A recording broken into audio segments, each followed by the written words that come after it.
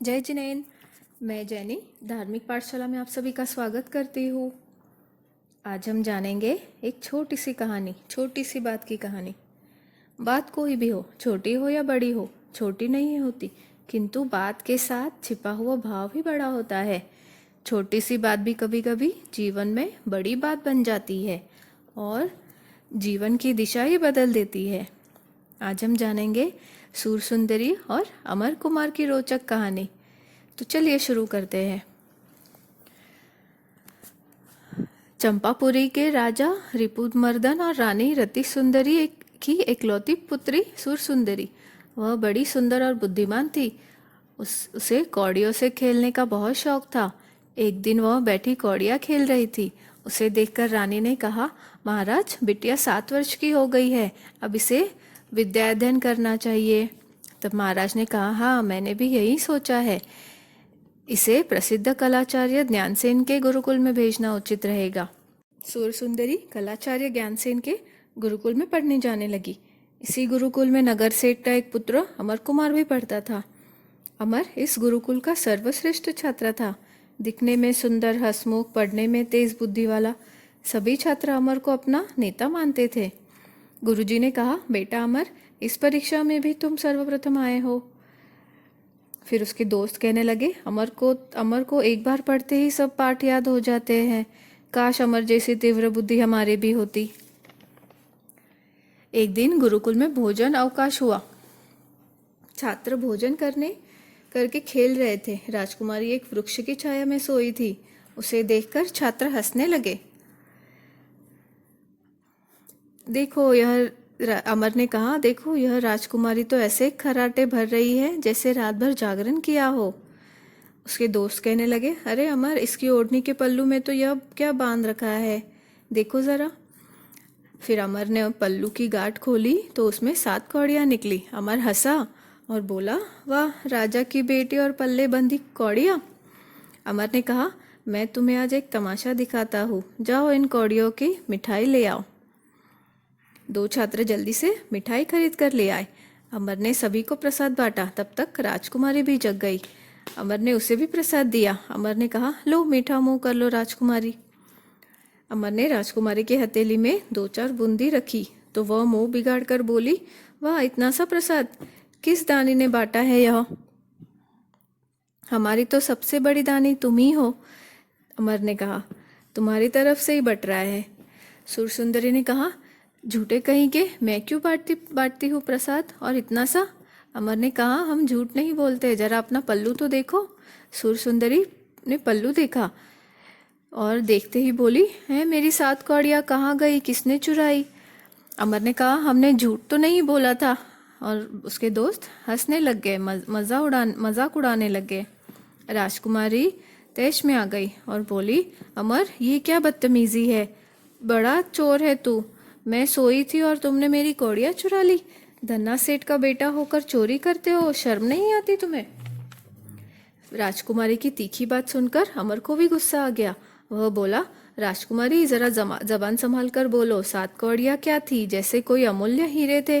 क्या कोई राज पा लेती इन कौड़ियों में? तो राजकुमारी बोली, हाँ हाँ, मैं इनसे राज पा लेती। तुम्हें क्या मतलब?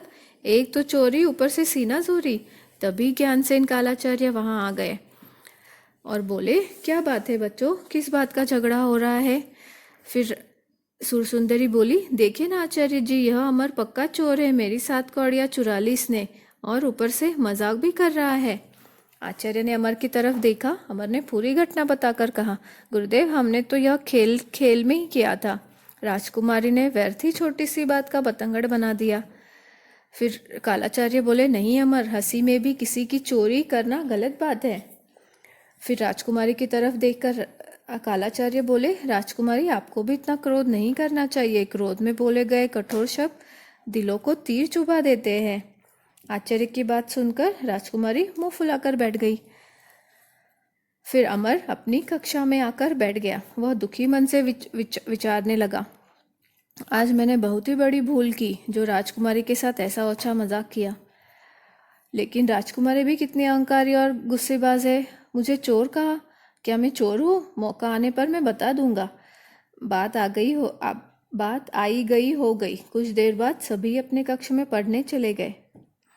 15 वर्ष बाद एक दिन राजा ने कलाचार्य ज्ञानसेन को बुलाकर निवेदन किया और बोले, आचार्य प्रवर, राजकुमारी अब विवाह योग्य हो गई है। आपके गुरुकुल में तो अनेक प्रभावशाली वीर राजकुमार पढ़ते हैं। राजकुमारी के योग्य कोई वर हो तो बताइए। कुछ देर विचार करके आचार्य बोले, राजन, मेरा एक श्रेष्ठ छात्र है अमर कुमार। बहुत ही वीर है, बुद्धिमान है और सुंदर भी है।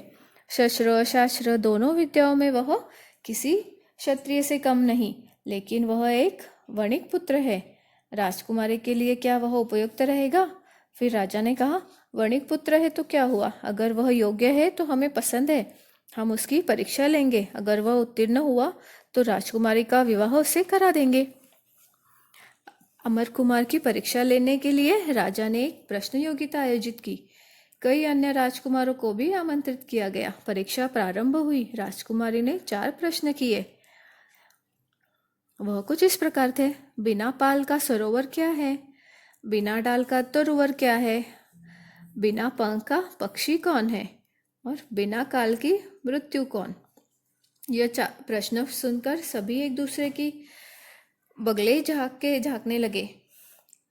कोई भी सही उत्तर नहीं दे सका। अंत में अमर कुमार खड़ा होकर बोला, राजकुमारी, इन प्रश्नों का उत्तर मैं दूंगा। अमर ने उत्तर दिया, बिना पाल का सरोवर आँख है, बिना पंख का पक्षी हमारा जीव चेतन जीव है, बिना डाल का वृक्ष है धर्म, बिना काल की नींद मौत है नींद। वाह, कितने सही उत्तर है। सब उत्तर सुनकर चकित रह गए। कितना बुद्धिमान है ये अमर। अमर कुमार की योग्यता, चतुरता और शालीनता आदि गुण देखकर राजा प्रसन्न हो गए।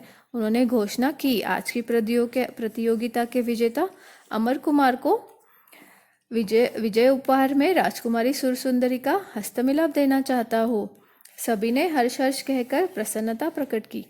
शुभ मुहूर्त में दोनों का धूमधाम से विवाह हो गया। इस प्रकार बचपन के परिचित अमर कुमार और सुंदरी आज पति पत्नी बनकर आनंद पूर्वक रहने लगे।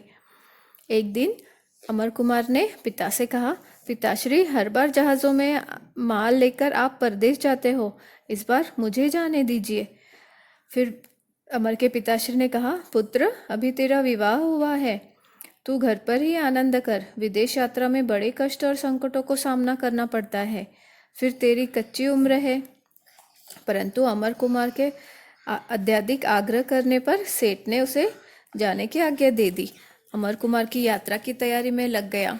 उसने सुरसुंदरी से कहा, प्रिय, मैं विदेश यात्रा पर जा रहा हूँ, तुम माताजी की सेवा में यहीं पर रहना। सुरसुंदरी ने कहा, स्वामी, मुझे भी अपने साथ ले चलिए। बचपन में विद्यालय में भी हम साथ पढ़े हैं और फिर जीवन साथी बन गए हैं। क्या आप मुझे अपने से दूर अकेली रखेंगे? बहुत समझाने पर भी सुरसुंदरी नहीं मानी, तो अंत में हारकर अमर कुमार ने उसे साथ में ले जाने के लिए माता पिता की स्वीकृति भी प्राप्त कर ली। अच्छा मुहूर्त देखकर 12 जहाजों में माल भरकर सैकड़ों आदमियों के साथ अमर कुमार सुरसुंदरी समुद्र यात्रा पर निकल पड़े। 7 दिन रात के लगातार यात्रा के पश्चात जहाज ने यक्षद्वीप पर पड़ाव डाला। अमर कुमार ने नाविक से कहा, आप यहाँ से मीठा पानी, फल आदि ले हम इस सुंदर द्वीप में थोड़ा घूम फिर कर वापिस आते हैं। फिर नाविक ने कहा, कुमार, इस यक्षद्वीप में रात के समय कोई जहाज नहीं रुकता, इसीलिए हमें संध्या होने से पहले ही आगे चल देना होगा।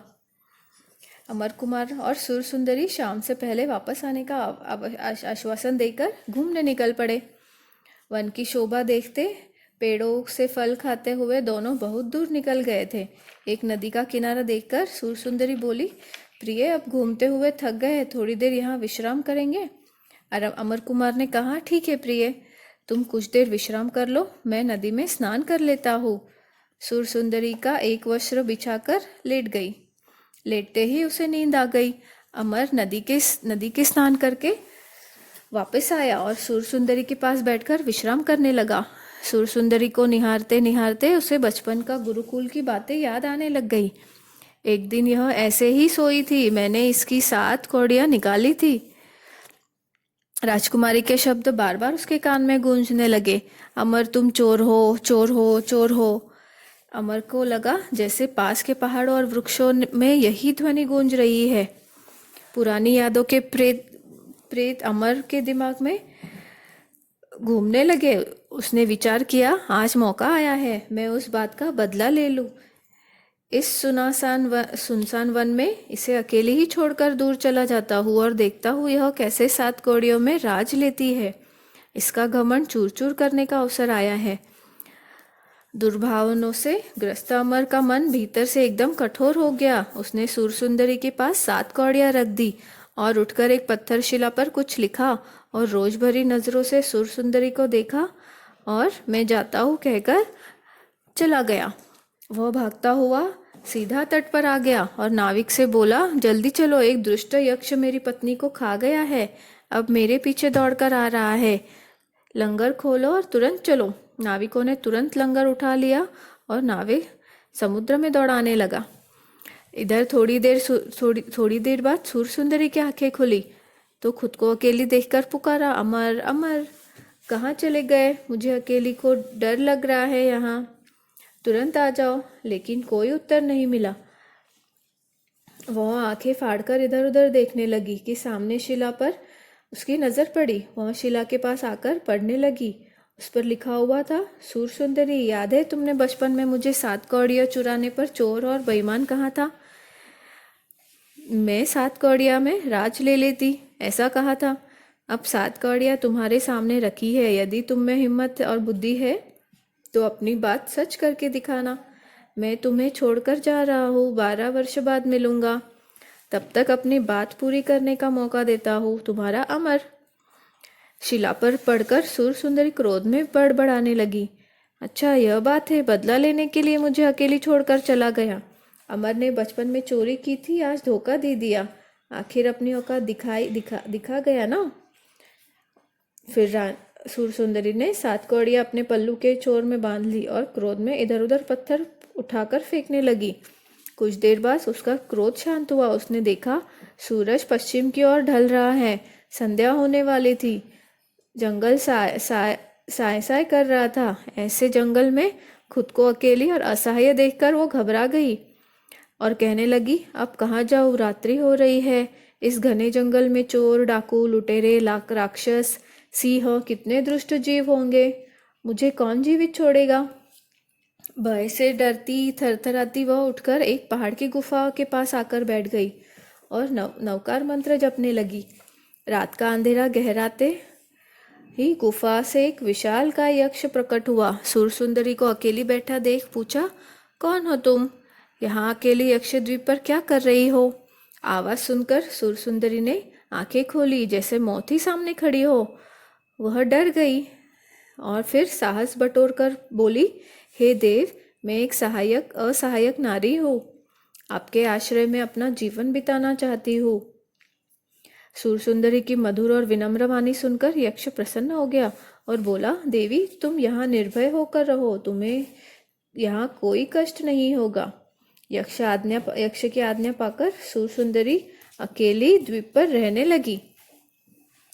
कई महीनों बाद उस द्वीप पर एक व्यापारी आया। सुरसुंदरी को सुनसान द्वीप पर अकेले घूमते हुए देखकर उसे बड़ा आश्चर्य हुआ। वह सुरसुंदरी के पास आया और पूछा, बहन, तुम कौन हो और अकेली यहाँ कैसे? फिर सुरसुंदरी ने कहा, भाई, मैं दुखी असहाय नारी हूँ। व्यापारी ने सहानुभूति जताई और कहा, मेरा नाम कमलदत्त है, मैं एक व्यापारी हूँ।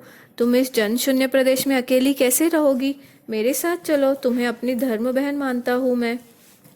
सुरसुंदरी सोचने लगी, आखिर मुझे 7 कौड़ियों से राज लेकर पति को दिखाना है। यहाँ रहने से तो कुछ काम नहीं बनेगा। तो फिर वह कमलदत्त से कही, भाई ठीक है, मैं तुम्हारे साथ चलूंगी। कमलदत्त उसे अपने जहाज में बिठाकर द्वीप से चल दिया। जहाज जब बीच रास्ते में पहुंचा तो वह सुरसुंदरी के पास आया और बोला, हे सुंदरी, तुम मुझसे विवाह कर लो, मैं तुम्हारी सुंदरता पर मुक्त हूँ। यह सुनकर सुरसुंदरी डर गई, सपसपा गई। भाई, तुम यह क्या कह रहे हो? इतना बड़ा विश्वासघात मत करो। कमलदत्त ने कहा, भाई भाई कुछ नहीं, तुम मेरी इच्छा पूरी करोगी, नहीं तो। कमलदत्त जैसे ही उसके पकड़ने आगे आया, सुरसुंदरी ने आंचल में छुपी कटार खींच ली और कहने लगी, दुष्ट, दूर रहो मुझसे, एक कदम भी आगे मत बढ़ाना, नहीं तो अच्छा नहीं होगा। सुरसुंदरी का रौद्र रूप देखकर कमलदत्त डर गया। वह कमरे से बाहर भाग गया। सुरसुंदरी ने सोचा, इस दुष्ट का कोई भरोसा नहीं है, मुझे अपनी जान देकर भी शील रक्षा करनी है। और वह खिड़की से समुद्र में कूद गई। तभी समुद्र में जबरदस्त तूफान आया, जहाज चट्टानों से टकराकर टूट गया। कमलदत्त समुद्र में डूब गया। एक लकड़ी का पट्टा सुरसुंदरी के हाथ लगा। वह इसी के सहारे तैरती तैरती किनारे की ओर बढ़ गई। किनारे पहुंचकर थकी हुई सुरसुंदरी समुद्र तट पर विश्राम करने लगी। तभी वहां 4 लुटेरे आ गए। सुरसुंदरी को अकेले देखकर आपस में बातें करने लगे। वह देखो, आज तो हम खाली हाथ ही जा रहे थे, तकदीर ने धन नहीं तो एक सुंदरी को भी भेज दिया। इसे ले जाकर सरदार को भेंट करेंगे, वह खुश हो जाएगा। लुटेरे सुरसुंदरी को उठाकर अपने सरदार के पास ले आए। सरदार ने भय से कांपती हुई सुरसुंदरी को कुटिल नजरों से देखा। हा हा हा हा, सुंदरी डरो मत, मेरे पास आओ। सुरसुंदरी आंखें बंद करके नवकार मंत्र का जाप करने लगी। तभी एक चमत्कार हुआ। सरदार जोर से चीखने लगा, अरे मेरी आंखों को क्या हो गया, मुझे कुछ भी दिखाई नहीं दे रहा है, इस जादूगरनी ने मेरी आंखें फोड़ डाली। सरदार की चीख सुनकर लुटेरे तलवार निकालकर सुरसुंदरी को मारने झपटे। तभी एक तेजस्वी युवक उनके बीच कूद पड़ा और अपनी तलवार घुमाता हुआ जोरों से युद्ध करने लगा। एक असहाय अबला को सताते हो। युवक की तेज प्रहारों से घायल लुटेरे उल्टे पांव भाग गए। युवक सुरसुंदरी के पास आया और अपना परिचय दिया। डरो मत बहन, मैं एक चंद्रगति विद्याधर हूँ। इस पर्वत की गुफा में एक तपस्वी संत ध्यानलीन है। मैं उनके दर्शन करके लौट रहा था, तभी मैंने विमान से तुम्हें असहाय देखा। एक अबला नारी की रक्षा करना मेरा धर्म है, इसीलिए तुम्हें बचाने आ गया। विद्याधर ने कहा, बहन, इस जंगल में तुम अकेली सुरक्षित नहीं रह सकोगी, मेरे साथ चलो, मैं तुम्हारी रक्षा करूंगा। सुरसुंदरी ने कहा, नहीं भाई, मैं कई बार पुरुषों से धोखा खा चुकी हूँ, अब किसी भी पुरुष पर विश्वास नहीं कर सकती। विद्याधर ने कहा, बहन, यह तो होता ही है, दूध जैसा जला छाछ को भी फूंक फूंक कर पीता है, परंतु सभी पुरुष धोखेबाज और दुराचारी नहीं होते। तुम विश्वास करो, मैं श्रावक हूँ, पर स्त्री को माँ और बहन की पवित्र दृष्टि से देखता हूँ। विद्याधर की बातों पर विश्वास आने से सुरसुंदरी विमान में बैठकर उसके साथ चली गई। विद्याधर सुरसुंदरी को लेकर अपने भवन में आ गया। वहां उसकी चारों पत्नियों ने सुरसुंदरी को स्वागत किया। यह मेरी बहन है, अब यही रहेगी, इनका ठीक से ख्याल रखना, विद्याधर ने अपनी पत्नियों से कहा। अश्विन मास में सुरसुंदरी ने ओली तप की आराधना हेतु 9 दिन तक आयम्बिल करके नवपद का अखंड जाप किया। 9वें दिन रात में चक्रेश्वरी देवी ने दर्शन दिया और कहने लगी, हे पुत्री, तुमने मुझे किस लिए स्मरण किया है? फिर सुरसुंदरी पूछने लगी, माता, मैं किस अवस्था में हूँ, आप देख ही रही है। अब मुझे मेरे पति कब कहाँ मिलेंगे, कृपया उपाय बताइए। चक्रेश्वरी देवी ने कहा, पुत्री, तुम्हारा पति सिंहल द्वीप में सकुशल है। 12 वर्ष बाद वेना तट पर पति से मिलन होगा तुम्हारा, तब तक तुम यहीं रहो। चक्रेश्वरी देवी की आज्ञा मानकर सुरसुंदरी 12 वर्ष का समय विद्याधर के महल में ही बिताने लगी। 12 वर्ष पश्चात एक रात सुरसुंदरी को स्वप्न में अमर कुमार दिखाई दिया। तुम 7 कौड़िया में राज लेकर दिखा देना, मैं शीघ्र ही वेना तट पर पहुंच रहा हूँ। प्रातः उठकर सुरसुंदरी ने विद्याधर को अपनी पूरी कहानी सुनाई। भाई, अब मुझे शीघ्र ही यहाँ से वेना तट पर जाना पड़ेगा। विद्याधर ने कहा, बहन, तुम्हें जो काम करना है उसके लिए शक्ति की जरूरत है। मैं तुम्हें 5 विद्याएं देता हूँ, जिनके बल पर तुम सहज ही अपना काम पूरा कर सकोगी। विद्याधर ने उसे 5 विद्याएं सिखा दी। फिर विद्याधर ने उसे विमान में बिठाकर वेना तट पहुंचा दिया और वापस चला गया। सामने एक विशाल भव्य बगीचा देखकर सुरसुंदरी ने सोचा, मैं पहले बगीचे में चलूं, शांति के साथ विचार कर आगे कदम बढ़ाऊंगी। बगीचे में एक सुंदर वृक्ष के नीचे आकर बैठ गई और सोचने लगी, संसार में श्री का रूप जहाँ उसकी शोभा है, वही विपत्तियों का जड़ भी यही है। अकेली नारी का सुरक्षित रहना बड़ा मुश्किल है, अतः क्यों नहीं मैं पुरुष रूप बनाकर अपना अगला काम सिद्ध करूं। फिर उसने पद्मासन में बैठकर ध्यान लगाया। विद्या के प्रभाव से तुरंत वह एक सुंदर युवक बन गया। आज से मेरा नाम विमल यश रहेगा। वहां से उठकर वह बगीचे से बाहर निकलने को था कि खिले हुए सुगंधित फूलों की टोकरी लिए एक औरत आती दिखाई दी। उसने पूछा, बेटा, मैं इस बगीचे की मालिन हूँ, सलका। ताजे फूल लेकर बेचने जा रही हूँ। विजयदत्त ने कहा, माँ जी, आप कौन हैं? माँ जी, मुझे भी कुछ फूल दे दो, बदले में ये लो 7 कौड़ियाँ। बेटा, तुमने पहली बोनी करा दी, ले लो जितने फूल चाहिए। विमल ने रंग बिरंगी फूल चुनकर अपने झोले में भर लिए। विमल ने बगीचे में बैठकर उन फूलों से एक सुंदर सा पंखा बनाया और उसे विद्या से मंत्रित कर दिया। तब तक सलका आ गई और उससे कहा, माँ जी, देखो मैंने यह पंखा तैयार किया है, तुम इसे बाजार में बेच दो, परंतु इसकी कीमत 1 लाख सोने से कम मत लेना। क्या 1 लाख? मालिन दाम सुनकर हैरान रह गई। हाँ, यह जादुई पंखा है, इसकी हवा लेते ही कैसा भी रोग हो वो भाग जाएगा। सलका पंखा लेकर बाजार में बेचने चली गई। जादुई पंखा ले लो, जादुई पंखा ले लो, कीमत सिर्फ 1 लाख सोनैया। अरे, सलिका पगला गई है क्या? फिर एक व्यापारी ने पूछा, ऐसा क्या अद्भुत है इसमें जो इतना कीमती है? फिर मालिन बोली, यह मामूली पंखा नहीं है, जादुई पंखा है। कैसा भी असाध्य रोगी हो, जो कोई इसकी हवा खाएगा उसके सभी रोग नष्ट हो जाएंगे। शाम होते होते नगर के करोड़पति सेठ सागर दत्त के कानों में उस जादुई पंखे की बात पड़ी। वह सलका के पास आया और पूछा, यदि तुम्हारी बात सच है तो इस पंखे की हवा से मेरा इकलौता पुत्र जो कुष्ठ रोग से तड़प रहा है वह बिल्कुल ठीक हो जाना चाहिए। माली ने कहा, अवश्य ठीक हो जाएगा सेठ जी, नहीं तो पैसे वापस। और सेठ 1 लाख सोनैया में पंखा खरीद कर ले गया। सागर दत्त पंखा लेकर घर आया। उसका पुत्र महेंद्र कुष्ठ रोग से पीड़ित था। सेठ ने उसे पंखे की हवा दी। आहा पिताजी, ऐसा ठंडा लग रहा है जैसे चंदन का लेप कर दिया है। खुजली मिट गई, जलन शांत हो गई। वाह, मेरा पुत्र ठीक हो रहा है। यह पंखा तो चमत्कारी है। 1 प्रहर के भीतर ही सेठ का पुत्र बिल्कुल स्वस्थ हो गया।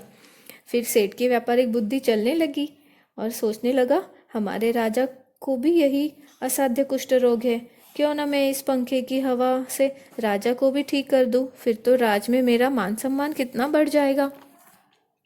वह बग्गी में बैठकर सीधा राजा के पास गया और बोला, महाराज, मेरे पास यह जादुई पंखा है, मैं अभी आपका कुष्ठ रोग दूर कर देता हूँ।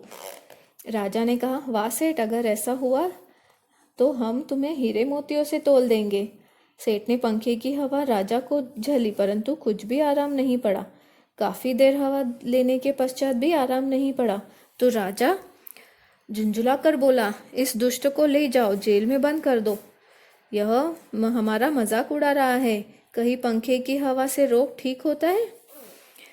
तो फिर उसने कहा, नहीं महाराज, मैं गलत नहीं कह रहा हूँ, आप सलका मालिन को बुलाकर पूछ ले। सिपाही सलका मालिन को पकड़कर लाए तो विमल यश भी उसके संग आ गया। सारी बात सुनकर उसने सेठ से पूछा, सेठ जी, आपने इस पंखे का उपयोग किया था? तो उसने कहा, हाँ, मेरे बेटे का रोग तो मिट गया।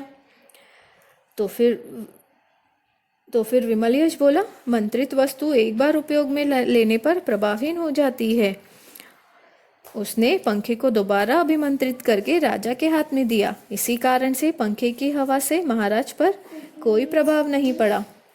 महाराज, आप हवा लीजिए। राजा ने जैसे ही पंखे की हवा ली उनका कुष्ठ रोग मिटने लगा। वाह, कितनी ठंडक अनुभव हो रही है, खुजली भी कम हो रही है। वर्षों बाद ऐसी शांति का अनुभव हुआ है। कुछ ही देर में राजा बिल्कुल स्वस्थ हो गए। उसने विमल यश को गले लगा लिया और फिर बोला, हे परदेसी, तुमने मुझे नया जीवन दिया है। मैं तुम्हें अपना आधा राज्य देता हूँ, तुम यहाँ सुखपूर्वक रहो। विमल यश के मना करने पर भी राजा ने आग्रह करके उसे अपना आधा राज्य दे दिया। विमल ने 1 लाख सुनैया सलका को दे दिए। एक दिन एक दुष्ट तस्कर राजा की इकलौती पुत्री राजकुमारी कनकवती को उठाकर ले गया। बहुत खोज करने पर भी कुछ पता न चला। अंत में राजा ने घोषणा करवाई, जो राजकुमारी को तस्कर के चंगुल से मुक्त कराएगा उसे मैं अपना दामाद बना लूंगा।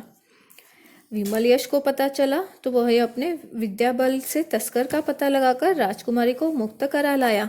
राजा प्रसन्न होकर बोला, हे युवक, तुमने दूसरी बार मुझे उपकृत किया है। कृपया मेरी पुत्री से पानी ग्रहण करके मुझ पर एक और उपकार करो।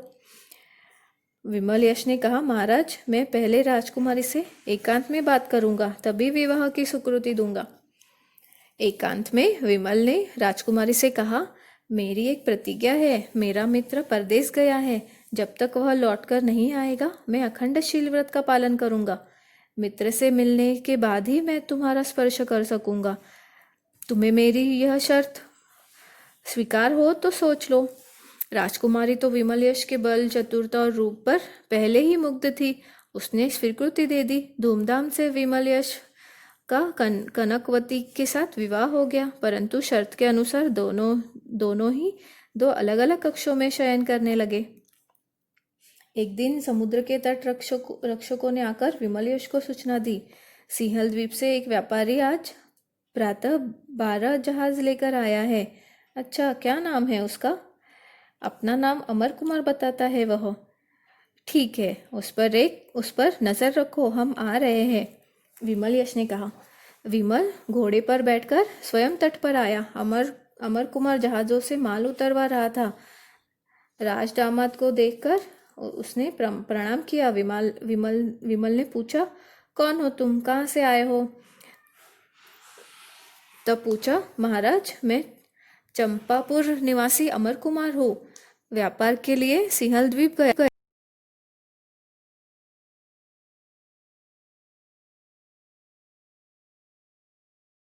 व्यापार के लिए सिंहल द्वीप गया था, वापस अपने देश जा रहा हूँ। सोचा यहाँ रुककर आपके दर्शन करता जाऊं। विमलनाथ ने कहा, राज्य का कर अब तक चुकाया नहीं तुमने। अमर ने कहा, महाराज, मैं स्वयं ही उपहार लेकर राज्यसभा में आ रहा था, इतने में ही आप पधार गए। विमल ने कहा, हाँ हाँ, हम जानते हैं तुम व्यापारी लोग बड़े चतुर चालाक होते हो। पकड़े गए तो उपहार दोगे, नहीं तो राजकर की चोरी करके चलते बनते हो। फिर विमल यश ने सैनिकों को आदेश दिया, इस व्यापारी का सारा माल जब्त कर लो और इसे हमारे महल में उपस्थित करो। अमर कुमार के गिड़गिड़ाने लगा, परंतु सैनिकों ने उसे बंदी बना लिया। संध्या के समय अमर कुमार को विमल यश के सामने लाया गया। विमल यश ने सब सैनिकों को वापस भेज दिया। अकेले में अमर कुमार को फटकारने लग गया, तुम चोरी करते हो और सीना चोरी भी, अब जेल जाओगे, तब पता चलेगा धोखा करने का परिणाम क्या होता है। अमर ने कहा, राजन, आपको कोई गलतफहमी हुई है। मैंने आज तक किसी के साथ धोखा नहीं किया है, ना ही कभी चोरी की है। विमल धुड़की देते हुए बोला, इतना बड़ा झूठ बोलते हो, शर्म नहीं आती? हमारे पास तुम्हारे चोरी और धोखेधड़ी की पक्के सबूत है, बोलो। अमर कुमार एकदम घबरा गया और बोला, महाराज, मैंने तो कोई ऐसा काम नहीं किया। फिर भी आपको जो दंड देंगे मैं उसे भुगतने के लिए तैयार हूँ। विमल ने पहले से ही एक तेल का कटोरा लबलबा भर रखा था, उसकी तरफ इशारा करके कहा, यह सरसों का तेल का कटोरा है। सुबह होने से पहले पहले अपने शरीर पर मलकर इसे खत्म करना पड़ेगा। ध्यान रहे, तेल की एक बूंद भी जमीन पर गिरने ना पाए। अमर कुमार सोचने लगा, यह भी बड़ी अजीब सजा है, और कहने लगा, महाराज, जैसा आप कहेंगे मुझे मंजूर है। और महाराज ने कहा, ठीक है, तुम उस कमरे में जाओ, अपना काम चालू करो। ध्यान रहे, बेईमानी की तो जन्म भर जेल में सड़ोगे। अमर कुमार कमरे में जाकर शरीर पर तेल की मालिश करने लग गया। विमल भी वही आराम कुर्सी पर बैठकर उसे देख रहा था और मन में ही सोच रहा था, आज बुरे फंसे हो बच्चू, पति से बदला लेने का अवसर पहली बार मिला है, अब छठी का दूध याद दिला दूंगी। इस तरह रात के 3-4 घंटे बीत गए, तब भी तेल कम होने का नाम ही नहीं ले रहा था। अमर ने सोचा, तेल लगाते लगाते तो मेरा तेल निकल रहा है, अब क्या करूं। तभी उसने देखा विमल यश को झपकी आ रही है। सोचा, मैं तेल पी लूं तो कटोरा खाली हो जाएगा। अमर ने तेल पीने के लिए कटोरा होठों से लगाया ही था कि विमल ने उठकर उसका हाथ पकड़ लिया। सेठ, क्या कर रहे हो? कहते थे मैं चोर नहीं हूँ, कभी चोरी नहीं की। आज रंगे हाथ पकड़े गए ना। मैं कहता हूँ बचपन से ही तुम्हें चोरी की आदत लगी है। अमर अमर को काटो तो खून नहीं, वह सबसका पर बोला। गलती हो गई महाराज, माफ कर दीजिए। महाराज ने बोला, कितनी गलतियां माफ करूं तुम्हारी। बचपन में तुम्हारी राजकुमारी की कौड़ियां चुराई, विवाह करके जंगल में उसे अकेली छोड़कर चले गए। अमर के हाथ पांव फूल गए। हैं, ये सब इसे कैसे मालूम है? वह शर्म से जमीन की तरफ देखने लग गया। फिर विमल ने कहा, बोलते क्यों नहीं, बताओ, अपनी पत्नी को क्यों छोड़ा? क्या बुराई थी उसमें? क्या उसने कभी तुम्हारे साथ छल किया? क्या वह तुम जैसी धोखेबाज थी? अमर ने विमल के मुंह पर हाथ रखा और कहने लगा, नहीं नहीं, ऐसा मत कहो, मेरी पत्नी बहुत सच्ची थी, उसका कोई दोष नहीं है। फिर अमर ने विमल के पाँव पकड़ने की कोशिश की। विमल पीछे हट गया। नहीं नहीं, मेरे पाँव पकड़ने से क्या होगा? पाँव तो उसके पकड़ो जिसके साथ तुमने इतना बड़ा धोखा किया है। अमर ने कहा, महाराज, लगता है मेरी पत्नी ने ही आपको यह कहानी सुनाई है। क्या वह जीवित है? विमल ने कहा, तुम क्या चाहते हो? वह रो धो कर मर जाए, तुम्हारी पिंड छूटे उस पापिन से? फिर अमर ने कहा, नहीं नहीं, ऐसा मत कहिए, मैं उससे अपने सब अपराधों की क्षमा मांगूंगा। अगर उसने मुझे माफ नहीं किया तो उसी समय जलती चिता में कूद पड़ूंगा। बस मुझे एक बार उससे मिला दीजिए राजन। विमल ने कहा, पहले हाथ जोड़कर प्रतिज्ञा करो। बचपन में अनजाने में कहीं छोटी सी बात पर तुमने अहंकार, क्रोध और द्वेष को जो गलत काम किया है, फिर दोबारा ऐसा कभी नहीं करोगे। फिर अमर ने कहा, राजन, मैं भगवान की साक्षी मानकर कहता हूँ, ऐसी भूल दोबारा नहीं करूंगा। विमल से अब रहा नहीं गया। उसने अमर कुमार को अपने हाथ में ले लिया। उसकी आंख से आंसू टपकने लगे और वह बोला, देखो, यह छोटी सी बात ने दोनों के जीवन में जहर घोल दिया है। जीवन में ऐसी छोटी छोटी बातें होती रहती है, जो इसे भूल जाते हैं वही सुख से जी सकते हैं। अमर ने कहा, राजन, आप मुझे मेरी पत्नी से शीघ्र मिलवाइए, मैं जीवन भर आपका एहसान मानूंगा। फिर राजन ने कहा, ठीक है, तुम अपनी आंखें बंद करके 5 मिनट नौकर का ध्यान करो, हम उसे अभी तुम्हारे सामने बुलाते हैं। विमल कमरे के भीतर गया, विद्या बल से अपनी असली रूप में वापस आ गया। सूर सुंदरी कक्ष से बाहर निकलकर अमर के सामने खड़ी हो गई। प्रियतम, आंखें खोलो, देखो आपके सामने कौन खड़ी है। अमर ने आंखें खोली, सामने सूर सुंदरी को देखकर आंखों से आंसुओं की धारा बहने लग गई। कुछ देर तक दोनों एक दूसरे को देखते रहे। दोनों के चेहरे पर खुशी चमकने लगी। अमर का मन हुआ कि सूर सुंदरी के चरणों में गिरकर माफी मांग ले। तभी सूर सुंदरी बोली, स्वामी, एक छोटी सी बात आपने इतनी बड़ी बना दी कि हमें 12 वर्ष तक वियोग सहन करना पड़ा। फिर अमर ने कहा, प्रिय, मुझे माफ कर दो। फिर सूर सुंदरी ने अमर के चरण छुए। अमर ने उसे हृदय से लगा लिया। अमर ने सूर सुंदरी से कहा, सूर सुंदरी, नारी सचमुच पृथ्वी की तरह शांत होती है। तुमने मेरे सब अपराध क्षमा कर दिए और अपनी प्रतिज्ञा सच करके भी दिखा दी। सचमुच तुम महान हो। रात भर दोनों ने अपने कहानी एक दूसरे को सुनाई। दूसरे दिन सुबह राजा को सूचना मिली। राजा, रानी, राजकुमारी कनकवती सभी दौड़कर आए। इनकी राम कहानी सुन सबकी आंखें भर गई। राजकुमारी कनकवती ने सूर सुंदरी से कहा, बहन, हम तो एक ही महावृक्ष की 2 शाखाएं हैं। कनकवती ने सूर सुंदरी को गले लगा लिया। यह दृश्य देखकर सभी ने तीनों पर फूल बरसाए। अगले दिन राजा ने अमर कुमार को वेनावट की राजगद्दी पर बिठाकर राज तिलक कर दिया। महाराज अमर की जय हो, महासती सूर सुंदरी की जय हो, ऐसे जय जयकार करने लगे। कुछ दिनों तक सुखपूर्वक वहां रहकर अमर कुमार अपने दोनों पत्नियों के साथ साथ लेकर चंपा नगरी अपने माता पिता से मिलने चल दिए। चंपा नगरी पहुंचकर उसने माता पिता को यह घटना सुनाई। सभी के मुंह से एक शब्द निकला, एक छोटी सी बात ने जीवन में कितना उथल पुथल मचा दिया। ये थी अमर कुमार और सुरसुंदरी की कहानी। इस कहानी से हमें यह शिक्षा मिलती है कि कभी कभी हंसी मजाक में भी दूसरों को दिल दुख जाता है और भावों के आवेश में ऐसे कठोर शब्द निकल जाते हैं जो दिल में शूल से चुभ जाते हैं। जीवन में भूल और विवाद तो होते ही रहते हैं, परंतु यदि मन में उनकी गांठ बनकर बदला लेने की कोशिश की तो फिर क्लेश और विपत्तियों की एक ऐसी आग भड़क उठती है जिसमें सभी को जलना और तड़पना पड़ता है। समझदारी इसी में है कि इन छोटी छोटी बातों को मन से तुरंत निकाल दे और परस्पर प्रेम और विश्वास का नाता जुड़ा रहे। छोटी छोटी बातें जीवन में जहर घोल सकती है, इसीलिए इनको मन में घुसने नहीं मत दो। जो हो गया उसे भूल जाओ, क्षमा करो, यही शांति का एक रास्ता है। तो आज के लिए बस इतना ही। अगली पाठशाला में फिर मिलेंगे। तब तक चिंतन मनन और धर्म ध्यान करें और धार्मिक पाठशाला से जुड़े रहे। जय जिनेन्द्र।